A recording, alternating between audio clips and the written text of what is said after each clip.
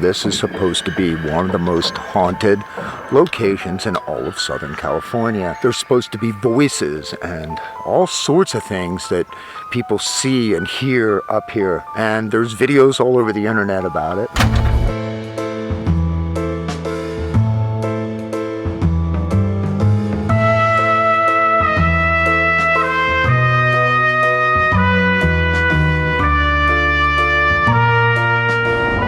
You know, this is the first time I've felt apprehension going to a place that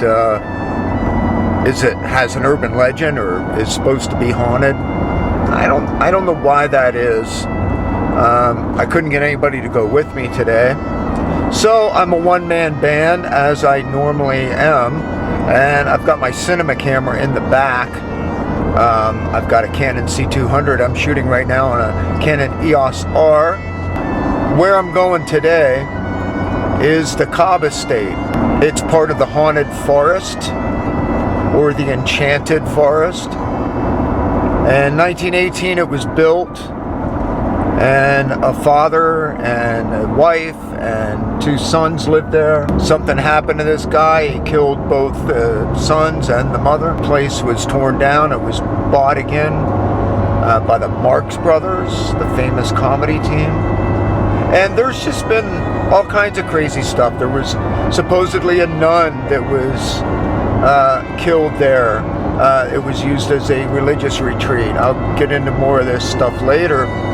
But it's still, to this day, a weird place. Just last year, June 10th of last year, a woman's body was discovered dead in a tent. Most likely she was homeless, but what's weird is that they closed that place, and you're not allowed to camp there. So somehow she snuck in, or who knows. I don't really know a lot about what happened to her. I'm planning on doing my best to try to find out about it. Let's go check this out. One-man band me. Here we go. Swipe.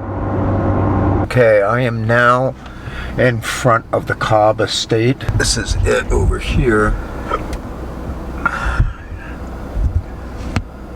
That is the famous gates, but I'm going to get better shots of it. I'm trying to decide how much camera gear I want to go trekking into this area. I want good footage, so.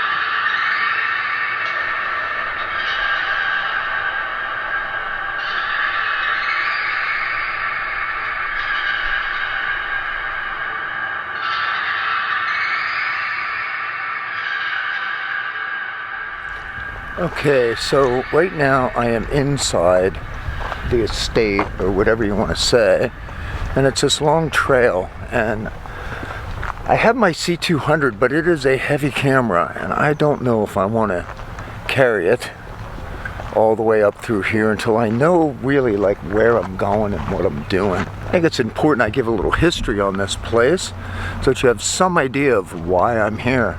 In the 1890s, in that area was gold rush country. So the late 1890s were pretty much all that gold mining. But then the mansion was built by Cobb, who was a lumber mogul.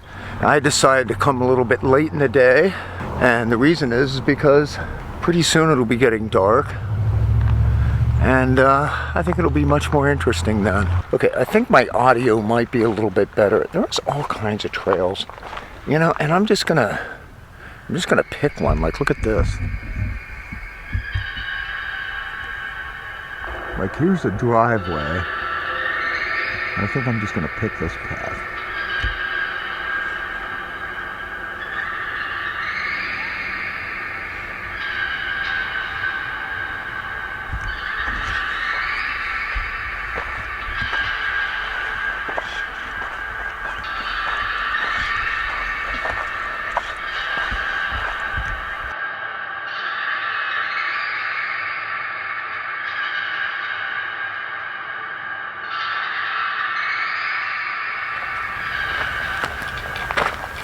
This forest is actually known as the Haunted Forest or the Enchanted Forest. This mansion or estate was built in 1918 by Charles Cobb. And later, something happened with Charles Cobb and he killed his wife and his 2 kids. The whole thing was torn down, and in the late 50s, the Marx Brothers, the comedy team, bought the place. This is the staircase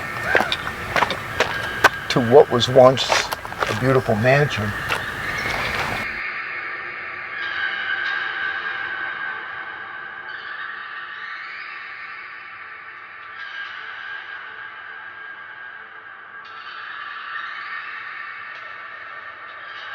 Got to be careful, there's a lot of places to fall into, all kinds of holes, squirrel holes, and that eventually become snake holes because the snakes take them over. Snakes don't actually make holes, but they definitely take them over. The Marx Brothers were the ones that actually tore it down just a couple of years after they bought this 107-acre property. So, of course, you never want to let the truth ruin a good story, but the fact is that Cobb, not that I can find, really did murder his wife and 2 sons. Cobb died in 1939 from a stroke, but his wife had died a couple of years earlier from a heart attack.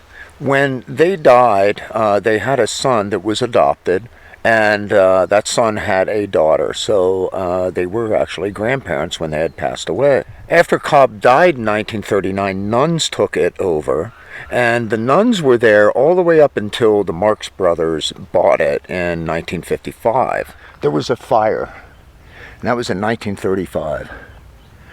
And at 80 or 83 years old, he managed to stave the fire off with this 200,000 gallons of water reservoir that he had. And he barely got the fire out, but he did. A couple of years later, in 1939, he passed away. He had willed the land, or at least to go up to auction. He was a Freemason. He was part of the Scottish Rite, and it was supposed to go to them. The Marx Brothers bought it at an auction, and they wanted to turn it into a cemetery. The townspeople said, no, we don't want it to be a cemetery. Some of the nuns came up here for a retreat, and one of them was raped and murdered. Now, I have yet to find any information about that, but that's not entirely impossible. But I am still looking into that. There's some things that have happened recently. But before I go into that, let me just tell you how this is supposed to be one of the most haunted locations in all of Southern California. There's supposed to be voices and all sorts of things that people see and hear up here. And there's videos all over the internet about it. Right now I can see that there's dozens of people hiking up here. I'm not alone at all, but I do know that there has been some pretty nasty things to do with gang members and stuff up here, maybe initiations. I'm not sure. I've heard that about the abandoned LA Zoo as well, which I will go to eventually. I've been there, but it's been a long time, but I mean with you guys. Anyway, let's keep walking. So, interestingly enough, here's another trail. Try to go down this guy. Yes.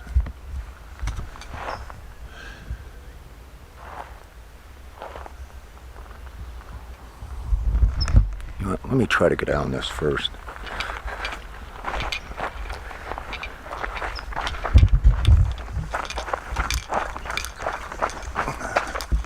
Now, this looks like the Enchanted Forest, doesn't it? There's also these quote-unquote satanic caves. And I haven't found them yet, but I haven't been back here long. I talked to a couple of kids on the way out, and they told me where it was, but by then I was just tired of carrying camera gear and hiking all over, and I just decided that I'll go back some other time. But I do want to do that. Maybe I'll make that a separate episode. So I'm going to keep looking around, see what I can come up with. I'm not going to spend too long, but I might have to come back. But let's go back a few years In 1938, what was very interesting was there was a woman by the name of Benita St. Denis, and she had hitchhiked all the way from Syracuse, New York. She got picked up by a butcher named Lloyd Treadwell, who was a butcher in San Diego. Oddly enough, Treadwell was actually from New York himself, and he had been out west for about a year before that. He picked Bonita up. They went, somehow got intoxicated with alcohol, and with some kind of a butcher's tool, beat her unconscious. They were found the next day, both of them completely inebriated. She was beat up very badly, probably raped. Maybe it was consensual, we'll never know. And she was taken to General Hospital, and she was released several days later. What's very interesting is how this woman went across all these states 3,000 miles away, hitchhiking in 1938. Women just typically didn't do that. That's pretty crazy.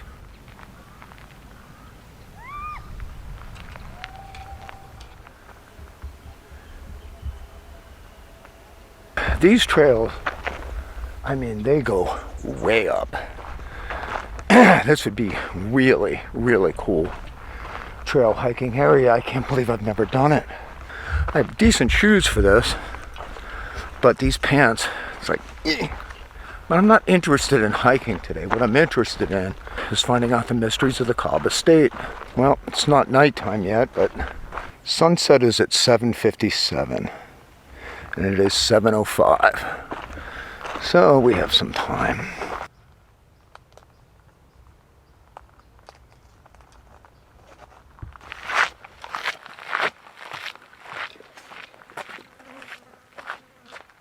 And in 2016, the femur bones from a male adult, about 40 years old, was found by another hiker. The ID of that person has never been revealed, so that person is technically a John Doe. What was that person doing? Why wasn't the rest of the body discovered? Was that person killed somewhere and parts of his body strewn different places, or what? Was he eaten by an animal? Just died back there from a lack of water, overheating, any number of things, or murdered? Who knows? So last year at this time, as a matter of fact, it was June 10th, 2019, a woman's body was discovered inside of a tent. Now, you have to understand something. There's no camping back here. As the body was found somewhere near this trail. That's where those remains were found. We're told she was inside a tent. I talked to the coroner's office this morning. They described her as having obvious signs of decay from her body, meaning that she'd been here for quite some time. It is hot up there. I don't know what the weather was at that time of year, but it was June, so it was probably hot. And, you know, it's very weird because there's no camping up there. And usually people are run out if they're up there trying to do any kind of camping, especially if you pitch a tent. However, you know, homeless people pitch tents all over. But it's weird the U.S. Forest Service did not find her, and it was a hiker that found her. I don't know where she was. I'm going to try to find that out too. Cobb really didn't kill his wife and his kids. He died of natural causes at the age of 83 after extinguishing a fire. But like I said, you never want to let the truth get in the way of a good story.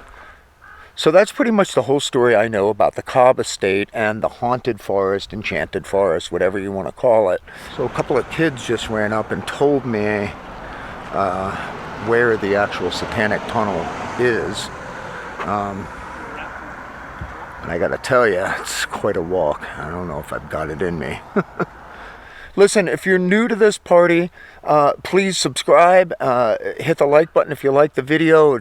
Ring the bell if you want to be notified when I upload new videos. I love doing this urban legend stuff, and I want to thank you so much for coming and tuning into my channel. In the meantime, in this crazy world that we live in, take care of each other and keep rock alive.